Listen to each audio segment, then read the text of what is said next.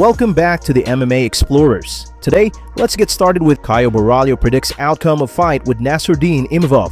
Caio Borralho shared his thoughts on how his upcoming fight with Nassourdine Imavov will play out. In a recent interview with Submission Radio, Borralho said he expects a smart, strategic battle, but believes his pressure and ground control will make the difference. Before we continue, make sure to leave a like on this video to support the channel. Let's aim for 10 likes. I see this fight like this. I'm gonna pressure this guy. He's gonna get tired and I'm gonna knock him out. That's what I'm gonna do. He's gonna be too emotional in this fight and all that, and I'm gonna knock him out with his own emotions. You know, like this, I'm gonna be honest with you. This is a fight that I'm gonna get punched in the face. He's gonna get punched in the face. But everybody already saw who is comfortable in this position of getting punched in the face, and it's not him. He doesn't like to get punched. Even training, I heard a lot about him. I've been training with guys that already trained with him. He gets mad when he gets touched on his face. And that's exactly what's gonna happen in the fight. You know what I mean? I'm gonna touch him a lot. I'm gonna pressure him. I'm gonna defend his speed. And then in the right time, I'm gonna knock him out. That's what I'm gonna do. Pat Downey joins Khamzat Chimaev's fight camp in LA. Pat Downey has officially joined Khamzat Chimaev's training camp in Los Angeles. The high-level American wrestler linked up with Chimaev ahead of his upcoming middleweight title fight, bringing elite grappling experience to the camp. Downey revealed this collaboration carries some history. Back in December 2024, during a heated grappling event, Downey said the only name that ever made him pause was Khamzat's.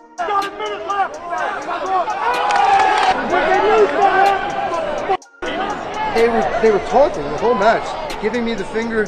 I'll get a Russian to come, a real black belt to come smash you. And I said, well, you better get Khamzat, because this is your only chance. And then I just said, how can you be talking shit to me when I just smashed your boy? Like, what world does that make sense? Yeah, you smash me, you get to talk shit. I knew he was out, but I wasn't going to stop squeezing. He was limp there. But the ref, it's on his job to, you know, wake him up and notice it, which he did. And then 20 seconds go by, and he wants to wake up, start throwing hands. Daniel Cormier breaks down Makhachev versus JDM fight. Daniel Cormier recently gave his take on the highly anticipated Islam Makhachev versus Jack Della Maddalena matchup during an episode of the Pound for Pound podcast with Kamaru Usman and Henry Cejudo. Cormier emphasized that while Makhachev is more experienced in championship-level fights and has elite grappling, JDM's striking and size could pose serious problems.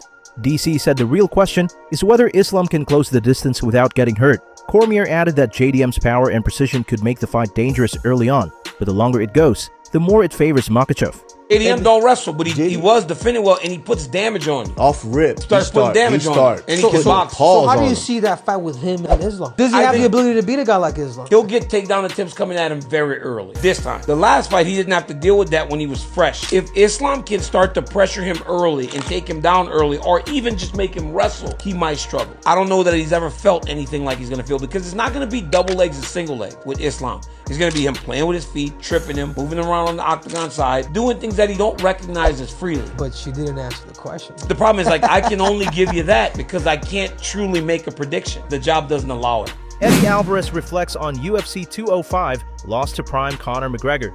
Eddie Alvarez has opened up about his 2016 loss to Conor McGregor, calling the Irishman a scary human being during his prime, and admitting key mistakes in preparation and execution. Speaking to MMA Junkie, Alvarez compared peak McGregor to Ilia Topuria, focused, dangerous, and determined. He said, Conor in his prime was almost like Ilia, like a really scary guy when he was in the gym, and he didn't care about any other stuff, and he was just fixated on fighting and wanting to beat the best guys. He's a scary human being, and he was one of the best fighters in the world. There's no denying that. At that point of my career, I was great, and look what he's done to me. I was coming off a great win with Rafael dos Anjos, arguably one of the greatest lightweights in the world at the time. I probably would have boxed more in the lead-up. I did a lot of boxing for the Justin Gaethje fight. I did a lot of boxing, and it was one of my best performances when I did a lot of boxing with just pro boxers. I got out of the MMA gym and went down to Philly and got with pro boxers. My eyes were the best. My reactions were the best. My timing, my punch volume, everything got better.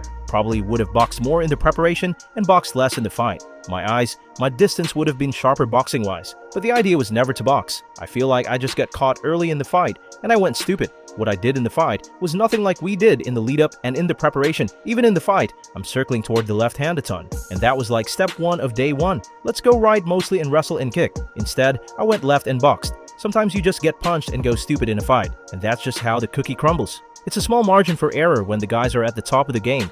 Ilia Topuria believes Arman Tsarukyan is easier than Paddy Pimblett. Ilia Topuria didn't hold back when asked about potential matchups with Arman Tsarukyan and Paddy Pimblett.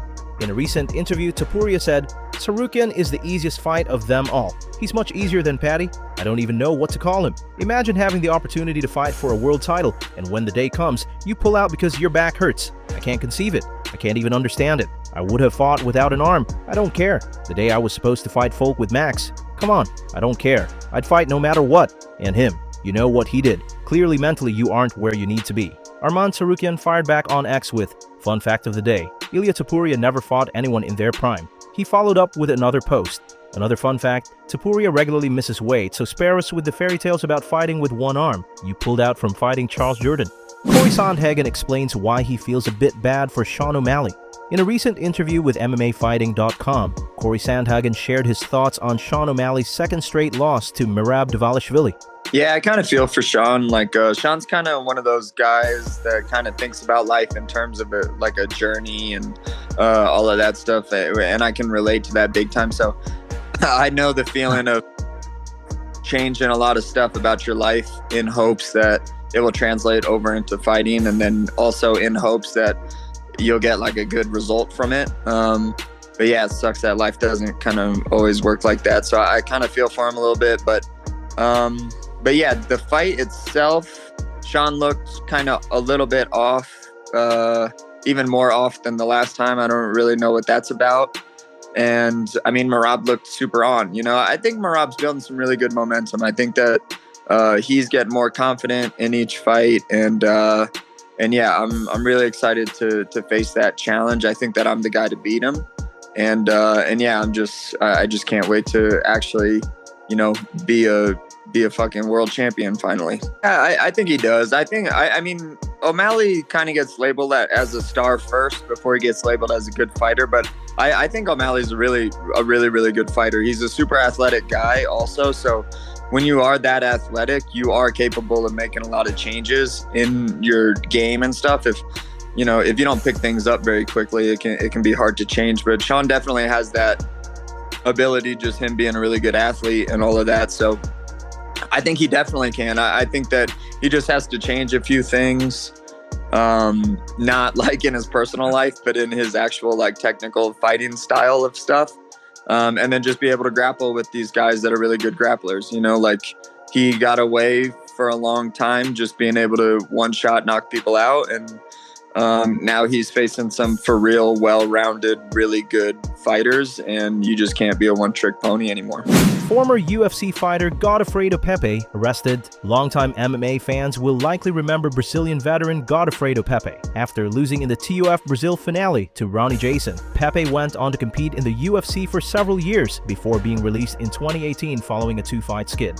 Now, according to MMA Fighting, Pepey has been arrested in Florida on a slew of serious charges that could lead to deportation. The case has drawn significant attention after his wife, who is the alleged victim, released a powerful statement on social media. In her post, she urged greater awareness and support for women in the combat sports community who have faced abuse. "Today, I'm getting myself back up, and I'm incredibly thankful for having survived, to now make a difference in other women's lives. The next generations depend on our decisions. This is not a problem to be treated. It needs to be abolished. I'm thankful to the fight community and for the support of organizations like the one led by Rose Gracie, who takes it seriously and supports those who think there's no way out. As of now, there is no word on when Pepey will appear in court next." Robert Whittaker predicts Khamzat Chimaev versus Dricus du Plessis. Khamzat Chimaev continues to be the betting favorite ahead of his upcoming title fight with Dricus du Plessis. But one man who's fought both middleweights, former champ Robert Whittaker, doesn't agree with the odds. After going 8-0 in the UFC, Chimaev is set to challenge du Plessis for the middleweight title at UFC 319 on August 16th. Given his dominant run, Boris has opened as a slight favorite. However, several pundits and fighters believe the matchup favors DDP, including Whittaker. Before we continue, help us reach our goal of 100 subscribers here on MMA Explorers. Hit that subscribe button and turn on notifications so you don't miss any of our daily MMA content. Speaking with Fox Sports Australia, Whittaker offered his prediction. Honestly, I'd have to say Dricus would be a favorite. He probably is a favorite, but I think I'm leaning towards Dricus. The question, the whole thing can be summed up. Khamzat will take him down. It's will he finish him before he gets back up? That's the million-dollar question, because if he doesn't finish him on the ground, I think he loses. It's a point echoed by other fighters, including Sean Strickland, who recently said he expects to hear and still at UFC 319. If Chimaev can't end the fight early, as he did against Whittaker, could his undefeated record be in serious danger? What do you think? Does DDP retain, or does Chimaev rise to the occasion? Let me know in comments. Thanks for watching.